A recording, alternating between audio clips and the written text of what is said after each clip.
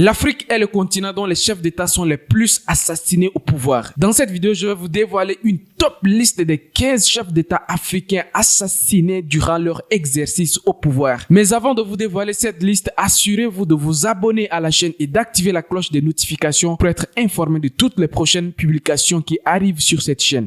Puisque sur cette chaîne, la rubrique Faits et Culture en Afrique publie régulièrement chaque semaine une vidéo sur les faits et culture en Afrique. On y va, c'est parti.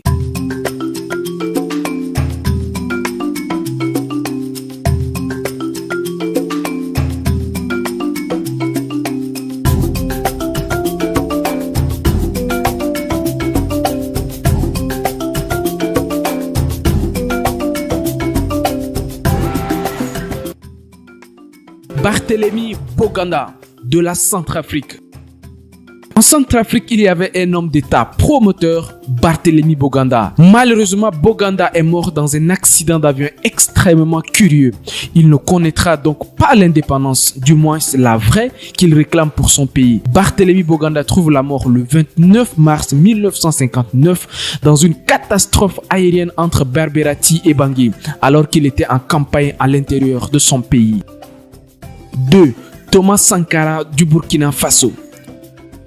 Il prend le pouvoir le 4 août 1983 et il devient président du Conseil national de la Révolution. Toujours épaulé par son ami Blaise Compaoré, il fonde un an plus tard la République du Burkina Faso qui signifie le pays des hommes intègres. Thomas Sankara met en place une révolution, une véritable révolution. Il veut sortir son pays de la pauvreté et lui donner son indépendance. Il donne du pouvoir aux jeunes, des mesures sont prises en faveur des femmes, lutte contre l'excision par exemple. Il encourage l'alphabétisation des adultes tout en luttant contre la corruption, mais coup dur. Il est assassiné le 15 octobre 1987, mitraillé par un commando. 3. Sylvanus Olympio du Togo. Sylvanus est né le 6 octobre 1902 dans le Togo allemand. 3 ans après la proclamation de l'indépendance, le premier président démocratiquement élu est assassiné le 13 janvier 1963 par le sergent Étienne Eyadema à la tête d'une clique d'anciens soldats après la guerre du Vietnam. Ils ont fait un coup d'État avec l'appui de l'officier français qui était en charge de la sécurité du président Olympio. 4. François Tomalbaye du Tchad.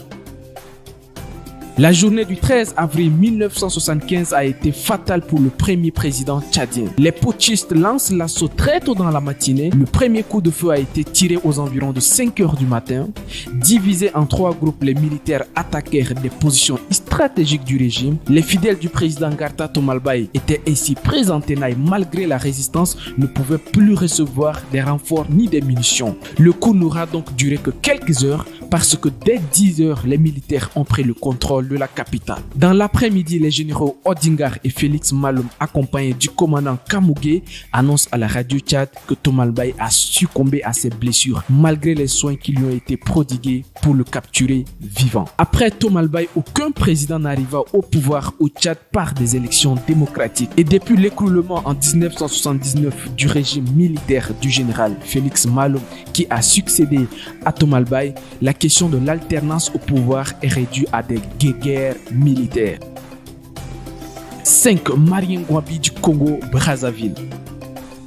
Le 18 mars 1979 est une journée noire à Brazzaville. Marien Ngouabi commence sa journée par la faculté des sciences de l'université de Brazzaville où il est chargé des cours en première année. De retour à l'état-major, il reçoit successivement en audience le président de l'Assemblée nationale et le cardinal Émile Bianda. À 14h30, un commando armé entame une fusillade dans l'enceinte de sa résidence. Quelques minutes plus tard, il est conduit en urgence à l'hôpital militaire de Brazzaville. Peu de temps après, le médecin légiste le déclare mort. Le corps du président est criblé de balles. Les commanditaires de cet assassinat ne sont pas identifiés jusqu'à ce jour.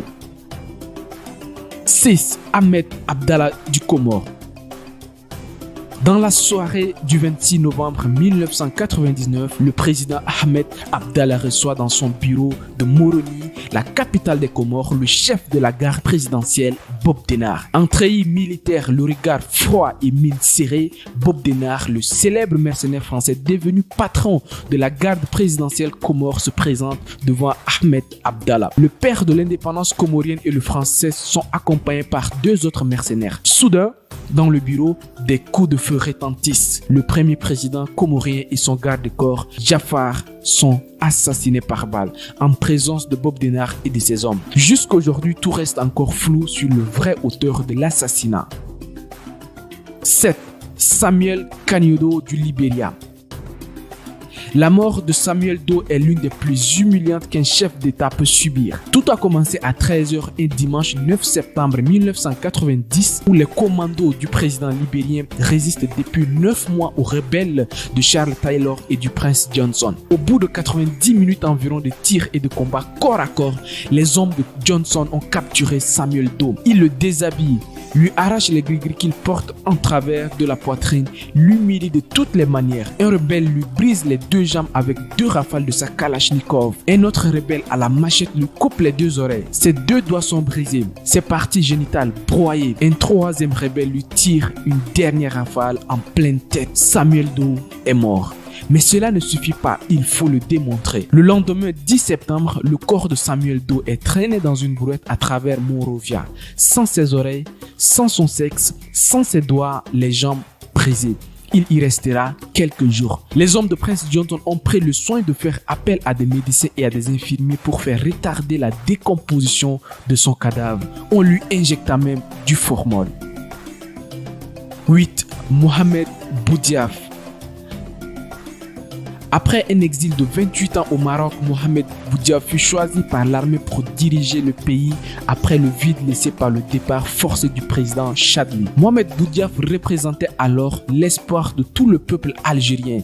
Mais hélas, le destin en décida autrement ce 29 juin 1992 à 13h. Alors que Boudiaf est en train de délivrer une ligne politique à son auditoire captivé, un individu surgit de nulle part, lance une grenade pour faire diversion, puis vide son chargeur sur l'homme en qui tant d'espoir était placé. Détail macabre, la conférence est filmée en direct à la télévision algérienne. Mais le procès n'a pas permis de faire la lumière de façon satisfaisante sur les circonstances réelles et les motivations de l'assassin. A-t-il réellement agi de manière isolée? A-t-il obéi à des ordres? Tant de questions pourraient se poser.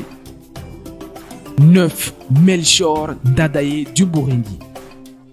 Premier président démocratiquement élu au Burundi, il fut assassiné le 21 octobre 1993 à Bujumbura après 102 jours de pouvoir. À l'aube de cette journée, des soldats attaquent le palais présidentiel d'où Ndadaye arrive à s'enfuir quand même. Le palais quasiment détruit, la traque du président s'achève donc dans le camp militaire où il est arrivé à se réfugier. Au cours de ces coups d'État, le président de l'Assemblée nationale, le vice-président de l'Assemblée nationale et le ministre de l'administration du territoire et du développement communal trouvent également la mort. Ces coups de force vont donc déchaîner des violences interethniques dans tout le pays, déclenchant ainsi une guerre civile qui fera, selon les estimations, plus de 200 000 morts. 10. Cyprien Taryamira du Burundi. Après la mort de Melchior Ndadaye, Sylvie Sinigi assure l'intérim jusqu'aux prochaines élections qui seront remportées par Taryamira. Le 6 avril 1994, juste 2 mois après sa prise de pouvoir, il participe aux accords de paix d'Arusha en Tanzanie, où il tente de mettre terme à la guerre civile burundaise débutée l'année précédente suite à l'assassinat de Melchior Ndadaye. Son avion étant en maintenance, il se voit proposer par le président rwandais Juvenal Habyarimana d'embarquer dans son avion présidentiel rwandais pour entrer à Kigali puis vers le Burundi. C'est ainsi de manière inattendue que Cyprien Taryamira a péri dans l'attentat contre l'avion du président Juvenal Habyarimana. 11. Juvenal Habyarimana du Rwanda. Dans la soirée du 6 avril 1993 vers 20h30, le président Habyarimana, le président du Burundi Cyprien Taryamira ainsi que plusieurs hauts responsables du Rwanda et du Burundi sont tués à bord d'un avion qui les amène de Tanzanie, où ils avaient participé à un sommet consacré aux crises burundaises et rwandaises. Leur avion avait amorcé sa phase d'atterrissage sur l'aéroport de Kigali. C'est alors qu'il a été frappé par un tir de missile. Tout l'équipage périt. Cet attentat est l'événement déclencheur du génocide des Hutus et des Tutsis au Rwanda. La suite, vous la connaissez. Je vous évite les détails, mais ça fait 1 million de morts. 12. Ibrahim Baré Maïnansara du Niger. Ibrahim Baré est assassiné le 9 avril 1999 lors d'un second coup d'État organisé par les éléments de sa garde personnelle. Pour prendre le pouvoir, il renverse d'abord le président Mahaman Ousmane le 29 janvier 1996 d'un coup d'État militaire. Il organise et remporte l'élection présidentielle en juillet 1996, un règne qui ne durera que 3 ans. 13. Laurent Désiré Kabila. Le 13 janvier 2001, un simple soldat tue le président de la République démocratique du Congo. Engagé dès les années 1960 contre le régime de Mobutu, il parvient finalement à renverser ce dernier en 1997 et s'empare du pouvoir. Pouvoir qu'il ne conservera que pendant 3 ans, 7 mois et 30 jours. 10 jours plus tard, le 26 janvier, son fils Joseph Kabila est investi président de la République démocratique du Congo. 14. João Bernardo Vieira.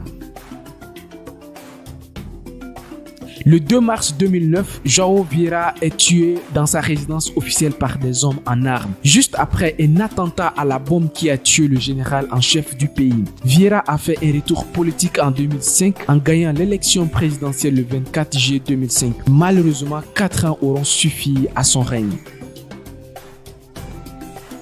15. Muammar Kadhafi de la Libye.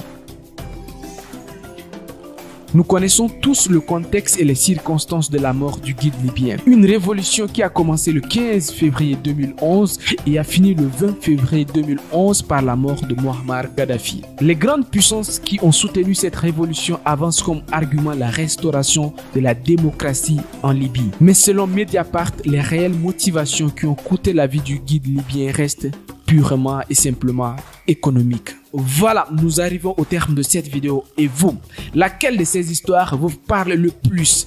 Je vous attends dans les commentaires pour me dire ce que vous en pensez de ces 15 chefs d'État assassinés au pouvoir.